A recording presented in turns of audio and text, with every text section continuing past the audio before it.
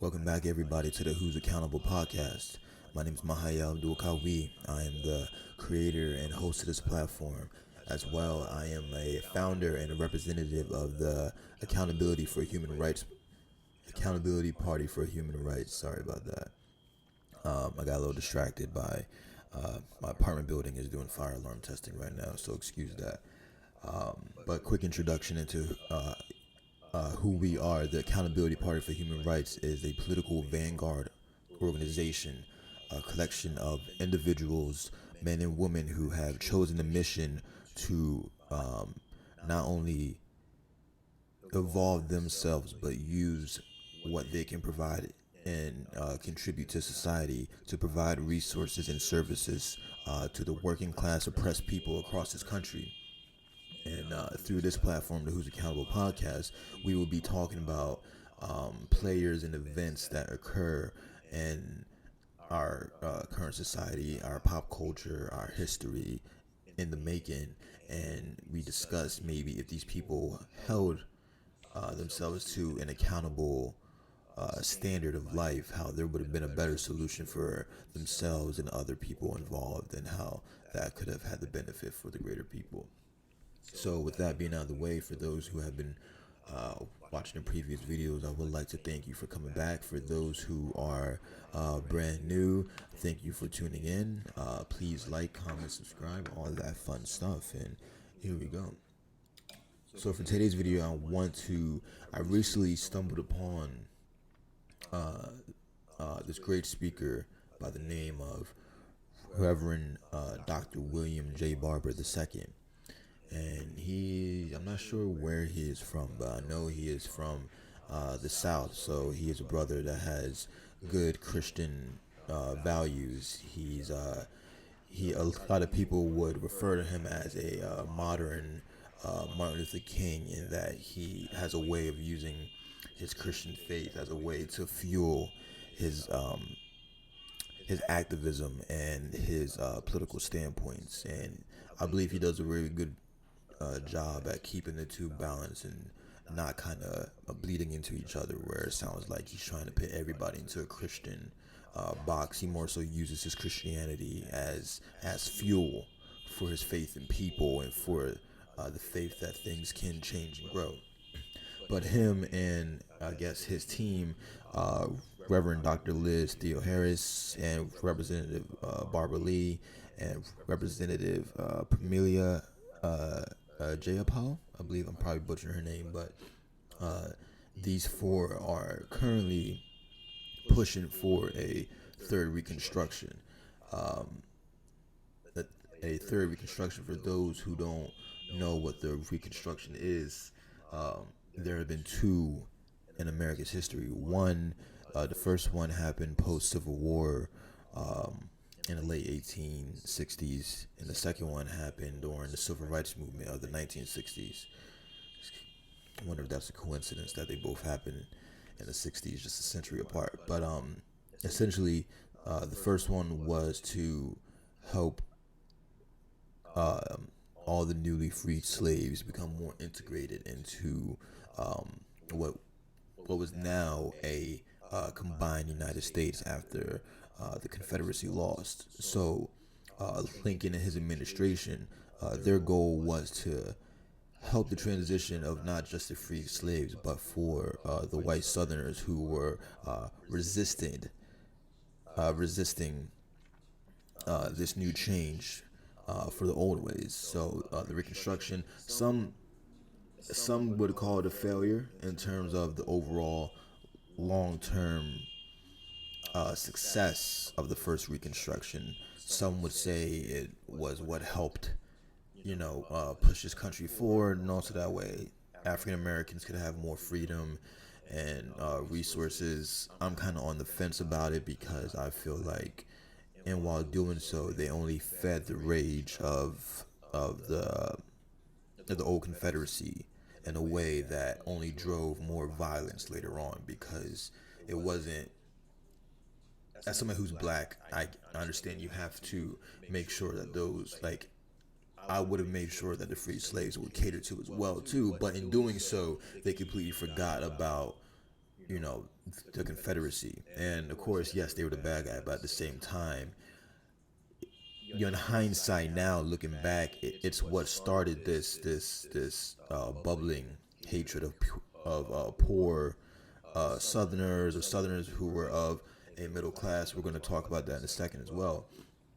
To really despise blacks because they felt like the government would only care for them and not those who were already there, regardless of the evils they may have committed or the ideologies that they may have fed into.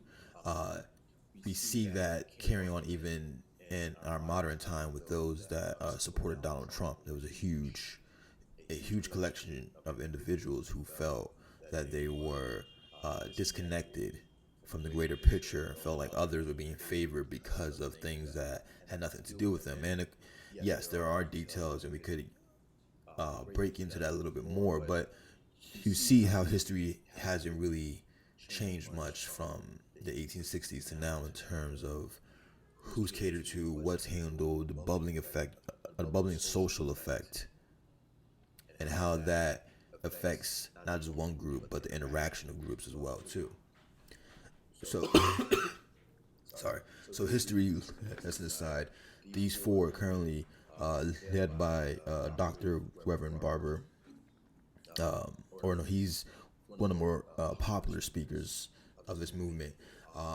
It says here on May 24, 2021, the Poor People's Campaign, which I believe is his organization, will join members of the Majority Leaders Task Force on Poverty and Opportunity and the Congressional Progressive Caucus to celebrate their introduction of the congressional resolution titled Third Reconstruction, fully addressing poverty and low wages from the bottom up.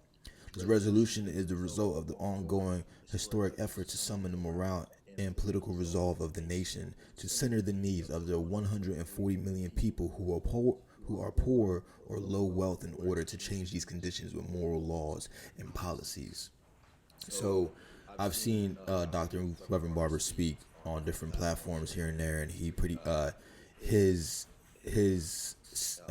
general belief is, especially when Biden entered the House, was that his main belief, Dr. Reverend Barber, is that, and this was something that I believe he wanted to get in contact with the Biden administration about, or he has since Biden has taken presidency, where he believes that if you want to restore the soul of the nation, which was a huge established Democrat talking point, especially last year at the DNC, which I think I've talked about it before. It sounds like a more PC version of Make America Great Again. Reverend Dr. Barber believes that if you truly want to fix the soul of the nation, you have to start from the bottom up. You can't just cater to those at the top and believe in this trickle down economics mentality, because the proof is in the pudding that trickle down economics has not worked, because if it has, it would have. There's been more than enough time since trickle down economics was conjured up for us to see if there was going to be any benefits, but in actuality there hasn't been.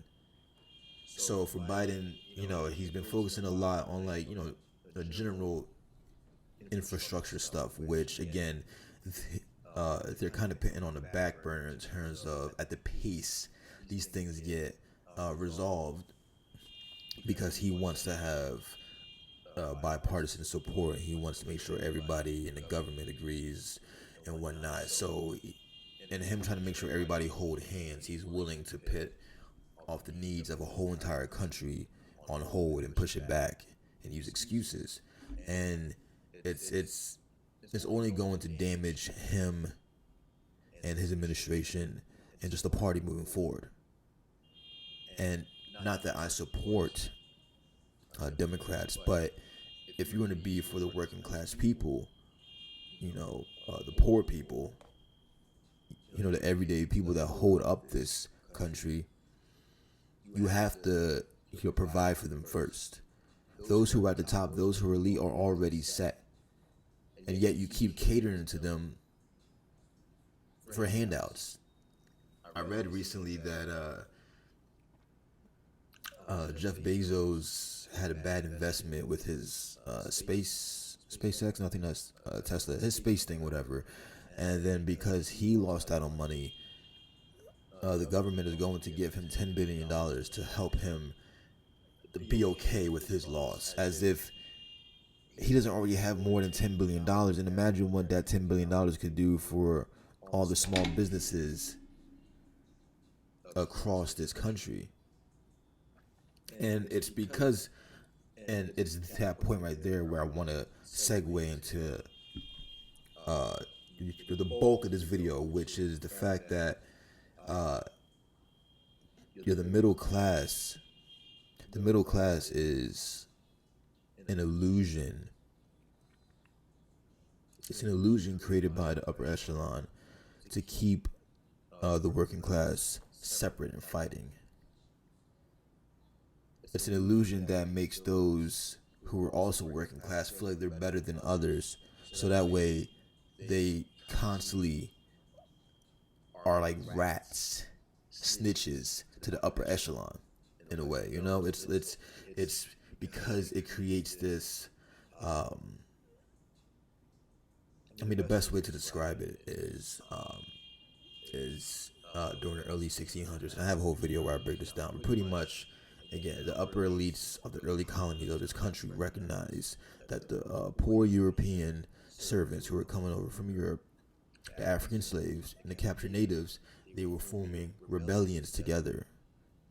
They were having families, they were having friendships, they were forming communities together. These all oppressed people who understand that it's their value, it's their work value that literally keeps these rich people thriving. And it didn't take long for them to understand it, and it didn't take long for them from that understanding to see that this shit is fucked up and that we have to do what we can to stand for our values. If we are what's holding up society, we need more value than just being whipped down and beat down and fed scraps and everything. So they were coming together. And the upper elites, how they were successful in separating this was through racism, was through the creation of the middle class, where they had the poor whites who, although they were poor, they still looked like they were rich of the country. So because of that, it was easy for the elites to be like, hey, because you look like us, you get a little bit more benefits, you get a little bit more. You're not going to be on our level. You know, you can't go crazy with it. But at the same time, you're better than these slaves from Africa. You're better than the indigenous people that we slaughter by the millions. And then when it's like when abusive parents have a bunch of kids, and the one that's favored, of course that kid is going to want to be favored. It's human nature to want to have privileges and to want a fairness of life and opportunity. So yes, there needs to be accountability. Fast forward to now, to all the working class, especially the working class white people of urban, of rural environments who feel like that their problems are separate from the other working class people, but it's not. It's an illusion to keep us separated. But they also created the middle class, which it does the same thing.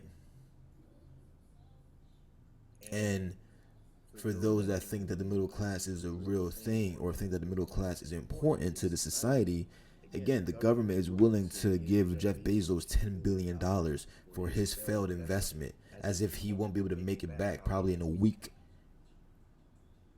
Or the fact is, he's already fine. He has $100-something billion. Is that really a big loss to him? When he's busy trying to build a yacht inside of a fucking yacht. Because that $10 billion now could have fixed all the middle class businesses out there, if you want to talk about middle class. Because COVID killed these middle class businesses. For all the people that are trying to feed into the middle class and capitalism, oh, I'm allowed to have a business. Look at what happened during the pandemic. The government clearly showed who they care about more. All the money they kept asking for small businesses, where did it go? Where we don't see it because they're still shut down. If you aren't a big brand company, what was your surviving chance? Even those who were big brand lost. So do you think that you at the bottom of the barrel is going to get any type of benefits? No. The middle class, because I want to keep talking about this. So this is on Vox. The pre-pandemic middle class Americans modeled the belief that everything was fine. Unemployment was low, consumer confidence was high, the housing market had recovered. In 2019, 95% of people in households making over $100,000 a year reported they were doing okay financially, a 13% increase from 2013. But those positive economic indicators obscured a larger reality. 40 years ago, the term middle class referred to Americans who had successfully obtained a version of the American dream, a steady income from one or two earners, a home, and security for the future. Let's just talk about that. The American dream that is truly only achievable if you manipulated your way to the top, or you come from generational wealth. As much as we want to say that America doesn't have a family hierarchy kind of thing, like England and other European countries, we very much do. It's just that we hide it behind this name called capitalism and, a democracy. But we very much do have, especially for people in my generation, a lot of people in my generation who have money, a small percent are innovators. And to be real, a lot of those innovations are just more so based off of apps that only subjugate people's dopamines to more, so it's not really innovation. You're just kind of doing a different flavor of ice cream from what the previous person did before. It's just, a new way to kind of profit off of dopamine. But fuck, where was I going with this? Oh yeah, so it's only a small percentage that make innovative stuff, which is mostly through tech. But other than that, there's no real substantial growth happening. But yeah.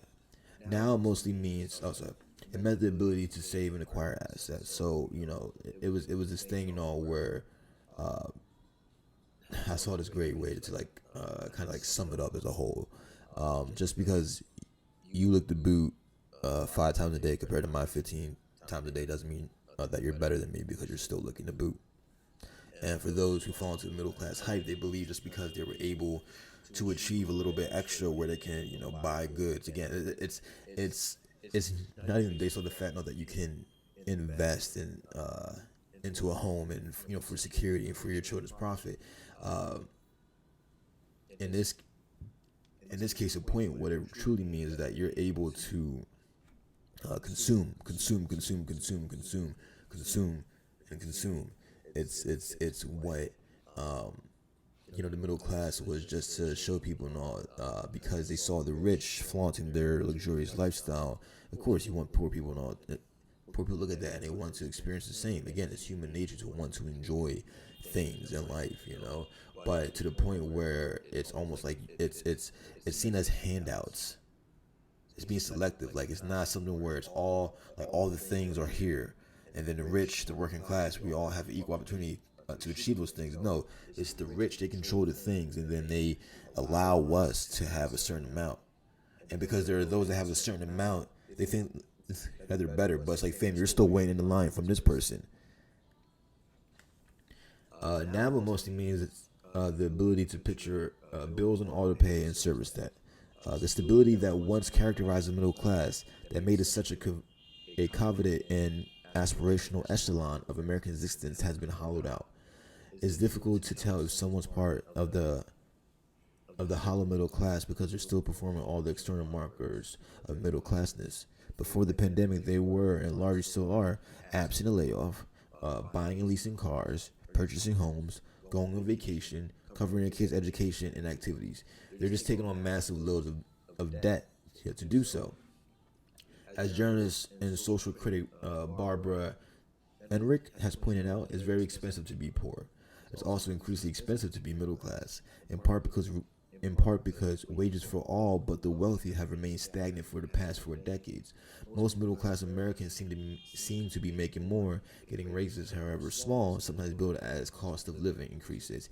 Yet these increases largely just keep pace with inflation, not the actual cost of living. Basic costs are taking up bigger chunks of the monthly middle class paycheck. In 2019, the middle class was spending about $4,900 a year on out-of-pocket healthcare costs. More middle and high-income people than ever are renting, and 20% are considered a cost burden and paying more than 30% of their income on rent, particularly in expensive metro areas like LA, New York. These places where, so I want to take a step back, and it's really shows on that these people think just because they are acquiring more debt because they have more things. Again, the things. We live in a materialistic world because they're able to achieve more things. They think that they're better, but it's, if anything, you're achieving more long-term loss. It's like investing into the stocks. You're not making a gain on your investment, even though you think you are because you paid a lot and got a lot. You're like, oh, because I have the most stock, I'm the winner. It's like, no, you're just the same loser as the motherfucker who didn't, get a lot and still had to do it. So I don't understand well, I do understand where it comes from. It comes from Uncle Sam and upper elites trying to keep the working class, divided. There's another one.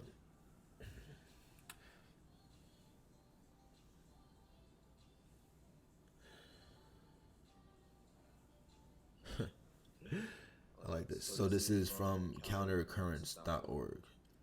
They say, in fact, the middle class is the only class in our society because the poor and the rich are not referred to as classes. Thus, American society is not divided into classes. It consists of one class plus a couple of outlying groups. The relentless emphasis on the middle class has its impact on public perceptions. When asked to which class they belong, about 60% of Americans claim to be middle class. However, a substantial minority, about 30%, do still call themselves working class, a sign of resistance to the dominant mainstream discourse. So 30% of people are what the mainstream would call woke, pretty much, because they refuse to fall into the, oh yeah, I'm middle class because I have a little bit more than my neighbor. But these 30% people see that I still have to ask and wait for my check from this owner. The mainstream discourse distorts reality. It exaggerates divisions of secondary importance and obscures the division that is most fundamental. One dividing line that is overdrawn is that between the poor and the next category up, sometimes called the near poor. Although it may be useful for certain purposes to identify a minority of a special poor people, there is a rapid turnover into and out of this group. Researchers into the dynamics of poverty have shown that well over one half of Americans are poor at some time in their lives. This is not to deny the existence of urban and rural pockets of persistent intergenerational poverty. Because at the same, again, we're connected. It doesn't matter where the fuck you live at.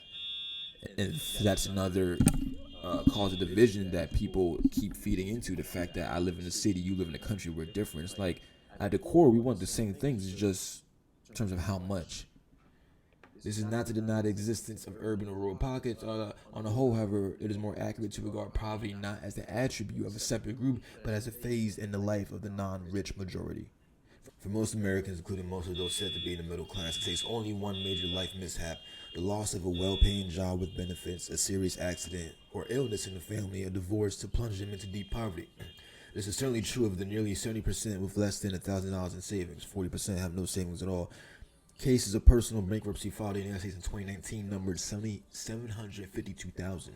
There are currently 276,000 homes in foreclosure. The title of one of Barbara Unrich's books sum it up: The Fear of Falling, the Inner Life of the Middle Class. And this book came out in 1989. So fast forward 30 years later in 2019, and take that for what it is. One major life mishap: losing a well-paying job that comes with benefits. People take jobs simply because I've been recommended city jobs, stuff that I know for a fact I would not want to take, simply for the fact that they have benefits. We live in a country where you can't get benefits because you're a human being. You have to get benefits for volunteering your body and labor to a job, which is okay. Okay, fine. If we're going to live in that kind of society, fine. But at the same time, give me more. Because again, your company is nothing without us. So how can you expect us to settle for oppressive wages and benefits? Even to the fact is that You are stressing people out. You are taxing their mind because they're always afraid. They're afraid because they're afraid to do anything that's going to expand themselves, whether it be a risk physically, mentally, or spiritually, because risk comes with loss. And if it's a big loss, it could affect, their benefits. It could affect, like their livelihood. They could be kicked out because they can't make rent, because they missed a week, because they got hurt for trying to, go hiking or some shit. And guess what? The company's not going to care, that you wanted to, try something new and go hiking for the weekend. They're going to see, oh, you broke your leg and you're a liability to us. You're the error in the code now. You have to fucking go. You and your benefits. A dividing line that the mainstream discourse takes care not to highlight is that between the rich and everyone else. And the terms popularized by Occupy Wall Street between the 1% and the 99%, or in Marxian terms, between a capitalist class and a working class, broadly understood. Capitalists own and control the means of production, distribution, and communication, including the corporate media. Politicians are either capitalists themselves or serve them. Workers, lacking access to the means of life, have to sell their labor power to capitalists for a wage or salary.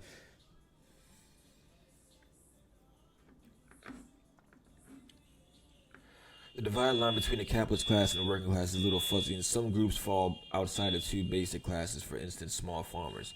Nonetheless, the two-class picture is at least a rough approximation of reality. Exactly. It's frustrating when people try to come up with little special case scenarios, and I get it. Like like for instance, is the small farmers. Yes, that is true, but you get the overall consensus of what myself and other people who speak about this are trying to say. There is only the rich and there's us. I don't care if you're a farmer. I don't care if you work in the city. I don't care if you work in a small town. I don't care if you work in a fucking village. There is them and there's us. And the quicker we understand that, the quicker we can unify.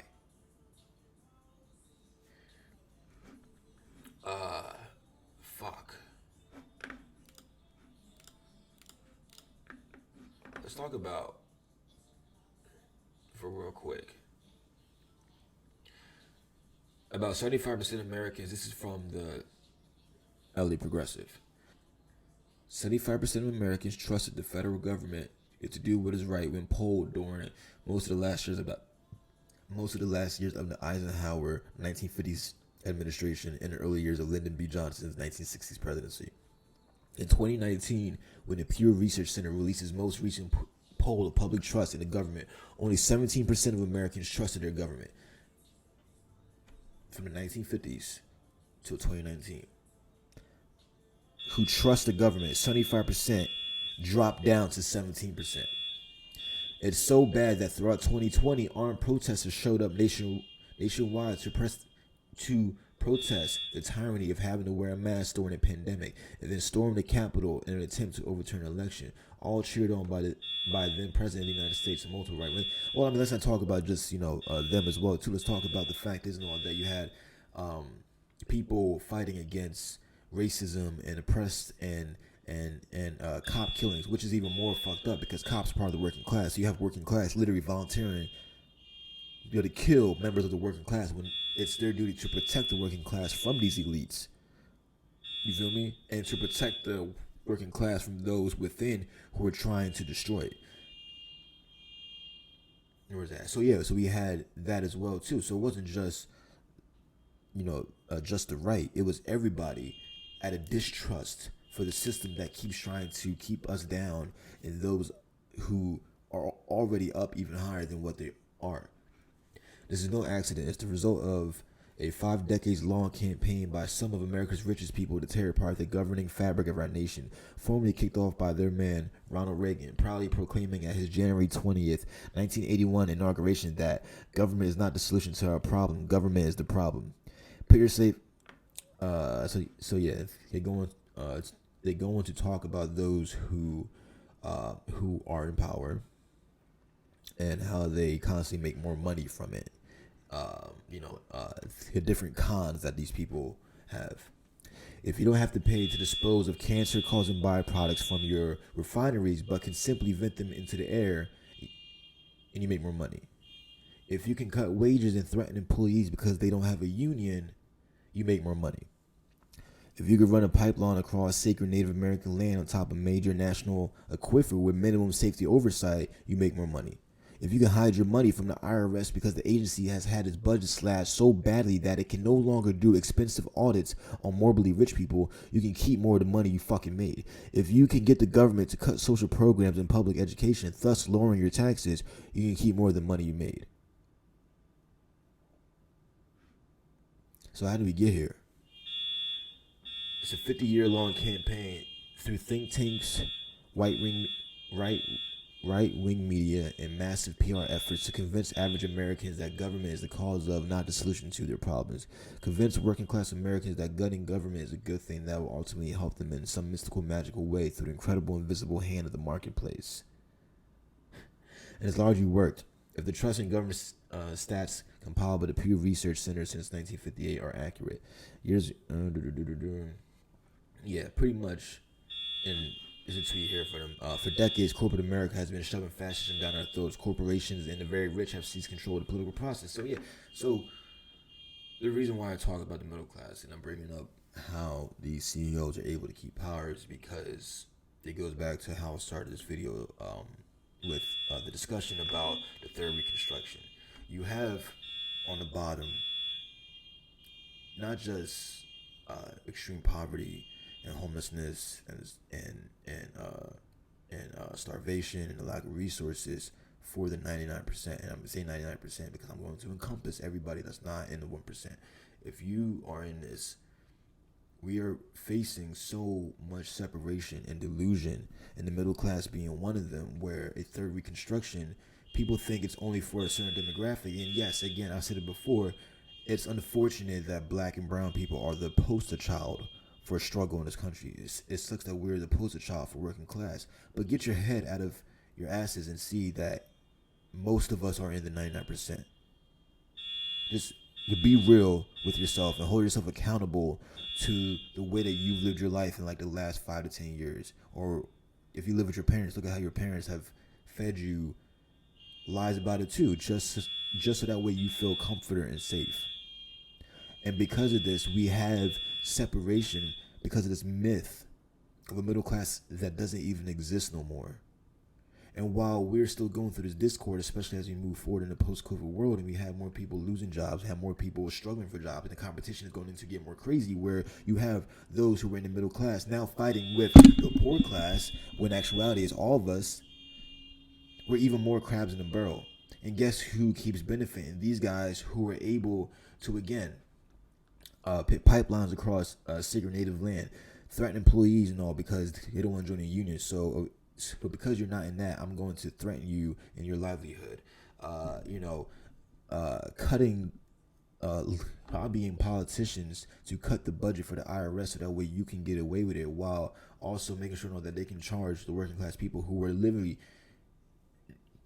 they're donating their body for this country every fucking day that they work, and nobody can give them the fucking respect to do anything. So I recommend those who are watching to look further into this Third Reconstruction. Look into the movement, the Poor People's Movement that Reverend Dr. William J. Barber, Reverend Dr. Liz Theo Harris, Representative Barbara Lee, and Representative Pramila Jayapal. Look into what they have started. Look into other ways that, whether it's through this organization or through your own means and methods in your own community, look how you can build from the bottom up. Because when you build from the bottom up, you will touch on everybody that fits in the 99%. It's just not one group of people. And understand that if you fit in that, ideas like a Third Reconstruction benefit you as well. And inshallah, you can see where that goes, and you can see that we are in this together, and that it's better for the country if the 99% are all uplifted together. But only inshallah.